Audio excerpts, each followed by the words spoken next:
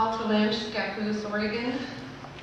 I'd like for you guys to state your position on E-Verify, and also with that, I want a qualification of why people, when they talk about immigration, be it legal or illegal, we assume that it's only Hispanics that we're talking about. I think our county has been divided on this, I think our state is divided on this, and I think the country is divided on this.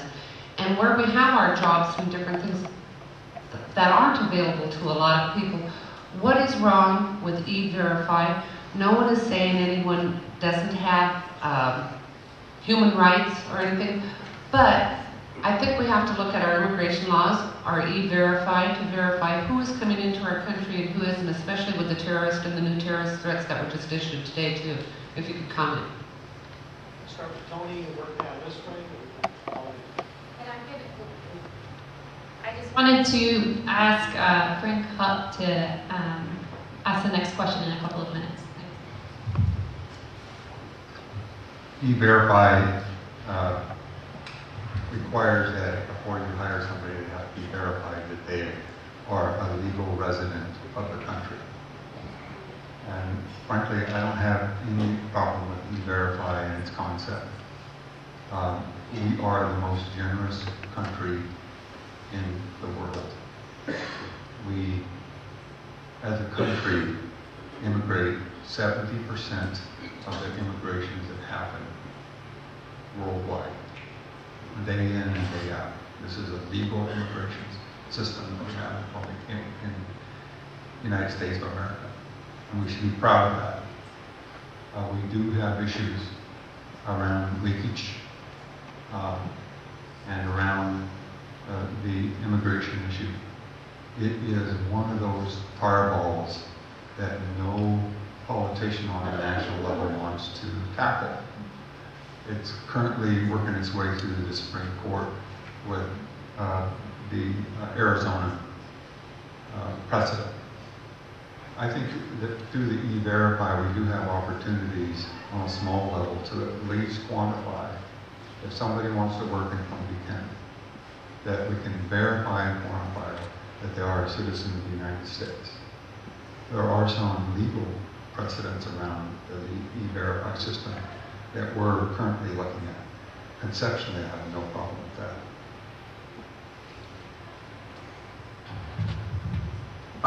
I agree. I believe E-Verify is actually a positive to make sure that people don't slip through the cracks.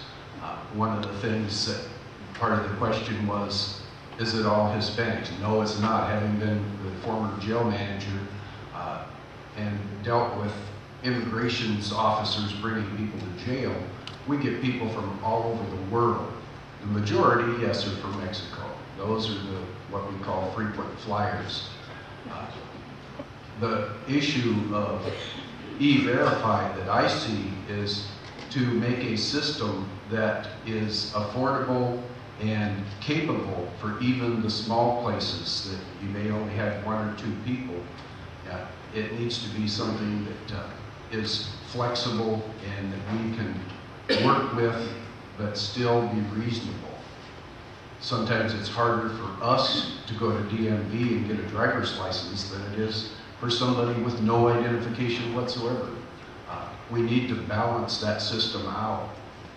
Our borders are probably the weakest borders there are in the world when it comes to people coming and going, simply because we don't have enough people to put at the border, and I don't think that is a solution. You know, I think E-Verify could be a plus if we do it in a good, appropriate way. Well, personally, I don't agree with E-Verify. I don't blame people for coming here to get a better life for their families and their children. I don't believe we have an immigration problem. I think we have an illegal employer problem. If the employers did not hire these people, there wouldn't be a problem. Most of the employers do not pay these people a fair wage. I don't believe they treat them as good as they would treat other people. And I just think that it's wrong to worry about the immigration right now because there's more people leaving this country because of the economy. They're going back to, for example, Mexico. So I don't, like again, I don't think we have an immigration problem. It's illegal employer problem. Years ago, we all used to be immigrant. Our forefathers, we all came to this country and we made a change in this country. And now we got immigrants coming over the border. And it is up to the companies that hire the immigrants. They acquire legal paper for them or have the government return them back. But they all should have a right for living in this country, just like we are. That may be the best is our borders over there. I look at it as a bunch of containment wall to keep us in. Because myself, I think it should come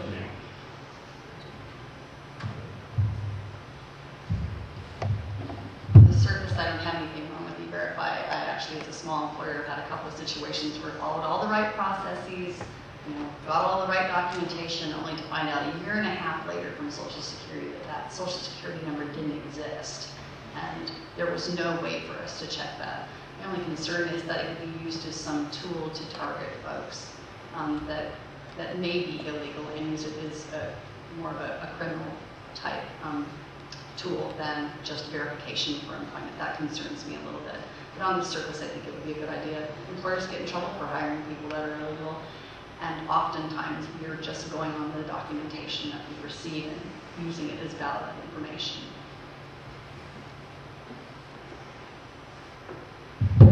Conceptually, I think as Commissioner Hyde said, I probably don't have a great deal of problem with it.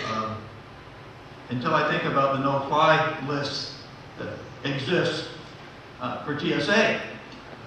I'm not sure that we are in a position yet where we can make lists, that we can do things on the computer and think that it's accurate, and that there will be a lot of folks who will be harmed one way or another by this system.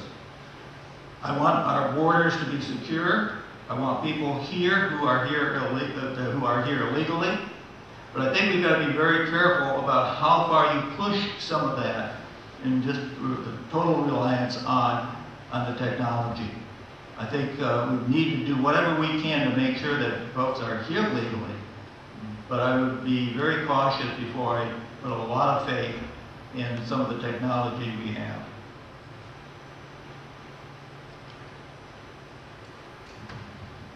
I'll be very, very brief on this. First of all, I believe in E-Verify. And second of all, and finally, I believe that we should enforce the current laws that are on the books or change our laws.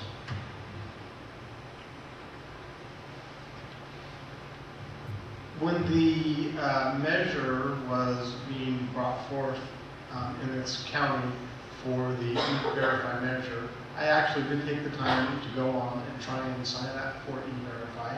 I can tell you, as a person who works on computers for a living, it was the most convoluted, ridiculous site that I've ever seen. It makes ORSTAR for elections reporting seem like a walk in the park. The own IRS estimates for the E-Verify system for small businesses $8,000 to $12,000 to set it up and use it. And I can tell you that after 2.5 hours, I gave up. And so if, in fact, it was a system that they could make not so difficult and it was accurate, which it's shown to be, in some cases, only 60% accurate, perhaps, but right now it's a disaster and it doesn't work and it's complicated, and I would say no. It is definitely not working because I actually tried it. Okay.